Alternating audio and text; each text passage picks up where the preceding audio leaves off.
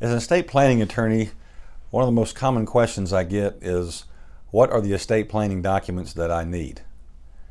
Hi, my name is Bill Miller and I'm an estate planning attorney in Alabama. I have offices in Anniston and Birmingham, and we serve families in surrounding communities such as Pell City, Gadsden, Trussville, Hoover, Jacksonville, and other surrounding communities.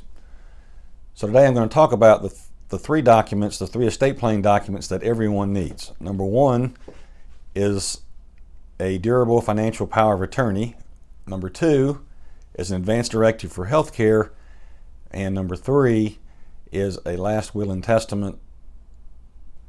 So first of all, a durable financial power of attorney is a document that you sign that gives someone else the authority to make financial decisions or business decisions on your behalf if you're no longer able to do so. And there are a lot of different powers of attorney out there, but a power of attorney has to be very thorough and have every power listed in it that you want to give to someone else. I see powers of attorney all the time that are not adequate and don't provide all the powers that are necessary. But without a power of attorney, if you have to have someone make financial decisions for you, then your loved one's going to have to go to the probate court and get a conservatorship over your money, and a court then is going to decide how your money is spent. So a power of attorney is extremely important. Number two, you should have an advance directive for health care.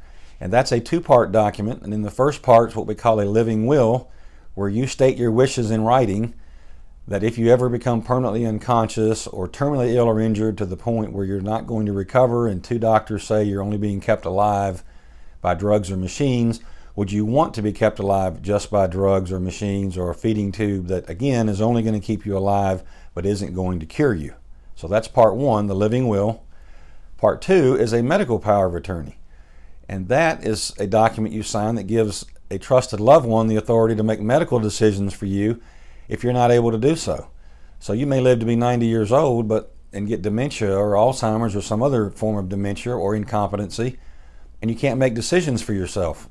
So you're not on your deathbed, your living will doesn't come into play, but you may need a medical procedure and you're not able to make decisions about what to do. So with your healthcare power of attorney, you name someone to make those healthcare decisions for you instead of the court making those decisions for you. And number three, everyone should have a last will and testament. A last will and testament says, when I pass away, here's who I want to get what and how I want them to get it. So the will doesn't go into effect until you pass away, and inside that will you name a personal representative or person that you trust to take your will to probate and get your assets transferred to your children or grandchildren or whoever it is that you want to get those assets when you pass away.